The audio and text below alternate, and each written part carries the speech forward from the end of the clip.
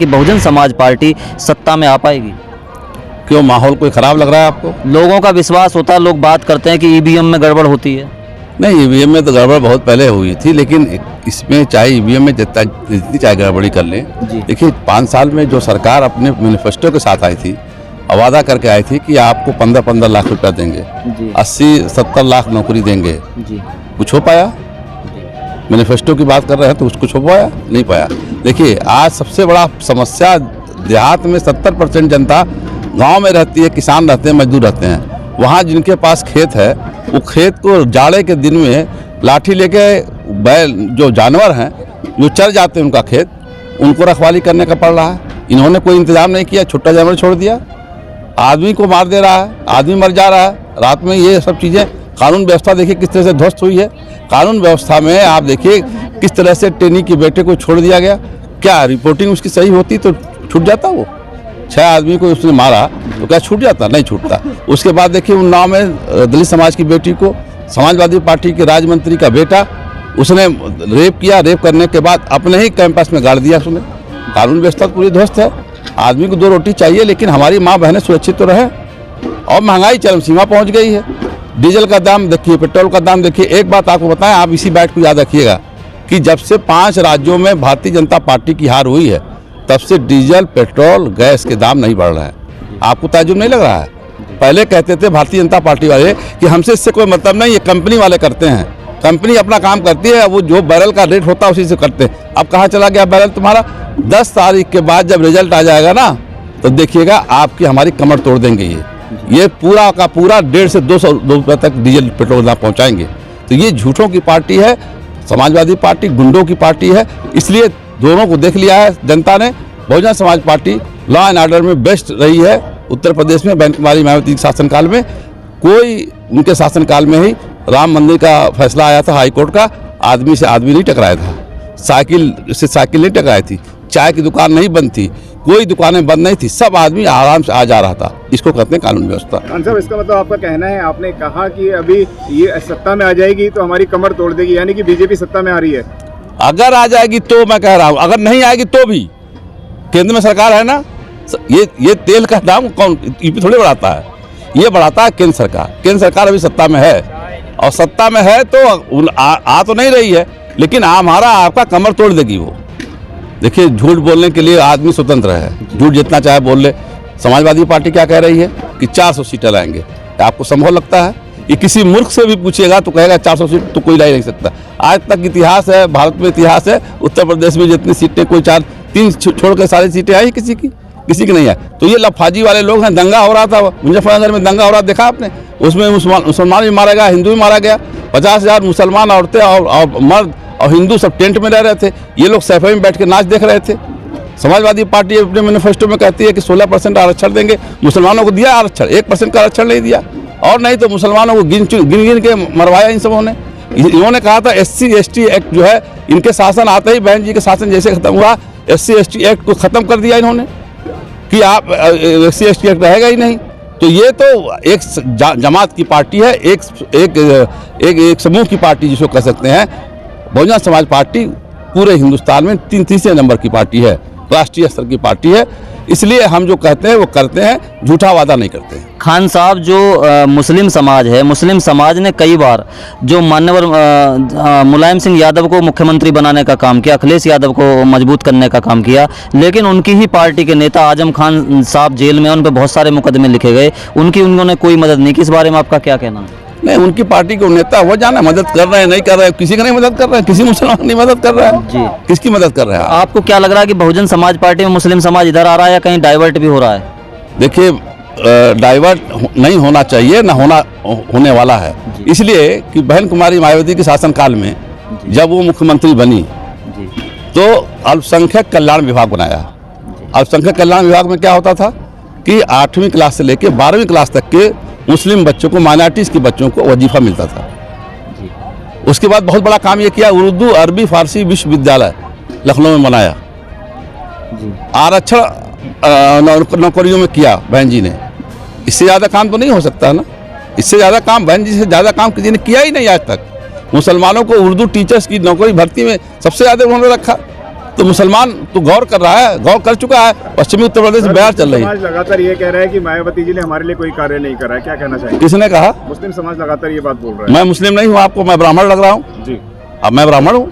जी नहीं, आप बताइए, मैं ब्राह्मण हूँ? ब्राह्मण नहीं है। मैं तो मुस्लिम हूँ। राष्ट्रीय प्रवक्ता बनाया उन्होंने, इतना बड़ा सम्मान दिया उन्होंने, जी इससे ज्यादा क्या चाहते हैं आप? जी ये भ्रमित करने वाली बात है, जी भ्रमित करने वाली बात है। मैंने आपको दो चीजें बताई, एक अल्पसंख्यक कल्याण विभाग, दूसरा उर्दू अरबी फारसी विश्वविद्यालय, जो पूरे हिंदुस्तान में नहीं है। जी इससे बड़ा काम कौन कर सकता है?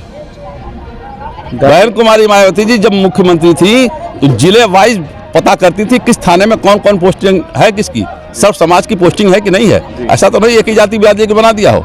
उसमें मुस्लिम समाज को पूछा जाता था इस कौन से थाने में मुस्लिम समाज है। खान साहब, क्या कारण है कि आज बीजेपी के अंदर भी जो है दलित ज्यादा हैं, कांग्रेस के अंदर भी दलित ज्यादा हैं, लेकिन बसपा को ही दलितों की पार्टी कहा जाता है, क्या कहना चाहेंगे? नहीं, दलित ज्यादा कहे नहीं है, दलित नेता हो सकते हैं, दलित समाज के लोग, हर वर्ग का आदमी, सर्वजन हिताय सर्वजन सुखाय हमारा नारा है। तो सभी आज यहाँ आपने देखा किससे किससे बात की आपने, सारे समाज के लोग थे यहाँ पर, ऐसा तो नहीं एक ही समाज का आदमी था। लोग चाहते हैं कि हमारे वर्ग को अलग कर ले, लेकिन वो हो नहीं पा रहा है। खान साहब, क्या बहन जी सत्ता में आती हैं तो मुस्लिम समाज और सब समाज के लिए क्या प्रथम कार्य करेंगे, वह बताएं। नहीं, सत्ता में तो आ ही रहे हैं, आती क्या मतलब है? तो सत्ता में 2022 में आ रहा है, और आते ही 20 लाख नौजवानों को नौकरी देने का काम करेंगे, कानून व्यवस्था दुरुस्त करेंगे। ऐसा क्या होता है कि भारतीय जनता पार्टी चुनाव आते धर्म का वो करने लगती है, जैसे अभी कर्नाटक में मुद्दा चल रहा है, तो ऐसा इस बारे में आपका क्या कहना चलता है? नहीं, कर्नाटक का मुद्दा 2000 किलोमीटर दूर यहाँ से है, चुनाव आ गया है। अब हिजाब पे कोई चुनाव होता है क्या? अरे भाई, उस विद्यालय में कोई कानून व्यवस्था होगा, आप उस कानून के अंतर्गत कि आपको यूनिफॉर्म बताया जाएगा, आपको किताबें दी जाएंगी, आपको पेंसिल दी जाएगा, ये बताया जाएगा ये यूनिफॉर्म है, आप उसमें आ रही, वह लड़की उसमें जा रही है। लेकिन उसके बाहर निकलने के बाद 50 पट्टाधारी जो भारतीय जनता पार्टी के गुंडे घेर रहे हैं, तो लड़की के ऊपर हमला हो गया ना, इसकी तो सबको निंदा करनी चाहिए। आप जिसे गुंडा बता रहे हैं उनको धर्म का रक्षक बताया जाता है। अब आप उसको मानते हो धर्म का रक्षक? जो एक लड़की अकेली लड़की को ऊपर हमला कर रहा हो, उसको गुंडा ही कहा जाएगा? अब उसको रक्षक कहाँ कहा जाएगा? चाहे जिस समाज की लड़की हो, चाहे मुस्लिम समाज की हो, दलित समाज की हो, ब्राह्मण समाज की हो, किसी समाज की लड़की हो, अगर कोई भी व्यक्ति किसी को एकदम से 50 आदमी घेरने लगेगा तो ये निंदनीय है।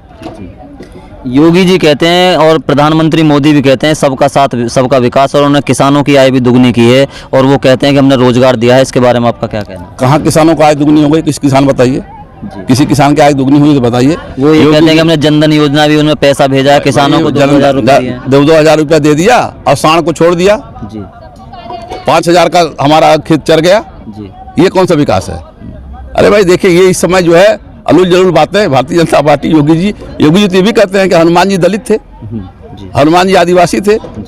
योगी जी तो ये भी कहते हैं कि बजरंगबली हमारे, अली तुम्हारे। तो ये संवैधानिक पद पर बैठा हुआ व्यक्ति कह सकता है? आप बताइए, आप तो पत्रकार है, बताइए, संवैधानिक पद पर बैठा हुआ व्यक्ति सबका होता है कि 80-20 का होता है? 80-20 किया उन्होंने। भाजपा ऐसा क्या कर रही है कि जो संवैधानिक पद पे बैठा हुआ व्यक्ति है, उन्होंने ना कोई इंजीनियर पढ़ा लिखा व्यक्ति देखा, ना इंजीनियर ना डॉक्टर, ये एक जो है योगी यानी कि एक जो है बाबा को मुख्यमंत्री बनाया है, जबकि संवैधानिक पद पे एक ऐसे व्यक्ति को होना चाहिए कि धार्मिक जो सबको समान संरक्षण दे, सबके लिए समान न्याय करे। तो ऐसा भारतीय जनता पार्टी क्यों कर रही है कि योगी जी को ला करके उस चेहरे को? भाई जिस दिन से योगी जी बने हैं, आप देखिए ध्रुवीकरण की राजनीति करते हैं, वो हिंदू मुसलमान की बात करते हैं, बंटवारे की बात करते हैं। अभी ट्रक चलाने वाला आरटीओ मिल जाए, यहाँ पर ट्रक चलाने वाला आरटीओ मिल जाए और लुंगी पहने हो, 3,000 रुपये का चालान कटेगा। ये लुंगी पहन के उत्तर प्रदेश चला रहे हैं जी। क्या है संवैधानिक? ये तो लुंगी पहन के पूरा प्रदेश चला रहे हैं, ट्रक वाले को 3,000 रुपये चालान काट दोगे आप। तो ऐसे आदमी का कोई मतलब नहीं है, वो कुछ जानते ही नहीं थे बेचारे, वो बेचारे हैं, वो खाली हिंदू मुसलमान जानते थे। योगी जी तो ये कहते हैं कि उन्होंने जो बदमाश थे, गुंडे थे, उनके घरों पे बुलडोजर चलवा दिया, उनके घरों की संपत्ति सील कर। 3 आदमी का नाम अलावा कोई नाम बता दीजिए जी। वो 3 नाम कौन से हैं? हम क्यों बताएं? 3 नाम वही गिनाते हैं, हम तो गिना नहीं सकते जी। हम तो 3 भी नहीं गिना सकते। आपका कहने का मतलब है वो जातिवादी मानसिकता से, धार्मिक मानसिकता से? आप पता कर लीजिए पूरे उत्तर प्रदेश में डीएम किस बिरादरी के हैं, एसपी किस बिरादरी के हैं, थानों में एसओ कौन बिरादरी के हैं, पता कर लीजिए। आप पत्रकार, आप जानते ही हैं, एक जात बिरादरी का शासन चल रहा है। ब्राह्मणों को देखिए, 500 लोगों को मार दिया, 100 ब्राह्मणों को इनकाउंटर कर दिया। खुशी दुबे जेल में है, उसकी मेहंदी नहीं छूटी हाथ की, उसकी आज भी जेल में है। क्या गलती थी खुशी दुबे की? कहीं तो न्याय की बात करेंगे आप, कहीं तो आप सुनेंगे कि हाँ किसी के साथ कोई जात बिरादरी का हो, लेकिन वो किसी की नहीं सुनते हैं। वो गुंडा प्रवृत्ति के आदमी 21 मुकदमे ऐसे मुकदमे उनके ऊपर हैं, लूट मार और दंगाई मुकदमे उनके ऊपर है। खुद उन्होंने अपने मुकदमे वापस ले लिए। डिप्टी सीएम के मुकदमे, मौर्य जी के खुद अपने मुकदमे वापस ले लिए। ये अदालतें बंद कर देनी चाहिए क्या? अदालतों को नहीं चलना चाहिए। आप खुद अगर इतने बड़े पाक साफ हैं तो आपको मुकदमे नहीं वापस लेना चाहिए, मुकदमा चलने देना चाहिए। आप बरी हो जाते पाक साफ रहते तो ये ऐसा आदमी संवैधानिक पद पर बैठा हुआ है। बसपा का शासन आएगा तो क्या सर्व समाज की बात हो पाएगी या फिर दलितों का उद्धार होगा, सिर्फ मुस्लिमों का उद्धार होगा? सर्व समाज का उद्धार होगा और जितने लोगों ने ये झूठे मुकदमे अपने वापस लिए हैं सबको चालू किया जाएगा। बहुत बहुत धन्यवाद सर। अगर आपने अभी तक हमारा चैनल सब्सक्राइब नहीं किया है तो सब्सक्राइब करें और घंटी का बटन बिल्कुल भी दबाना ना भूलें ताकि सभी लेटेस्ट खबरें पहुंच सकें आप पे सबसे पहले।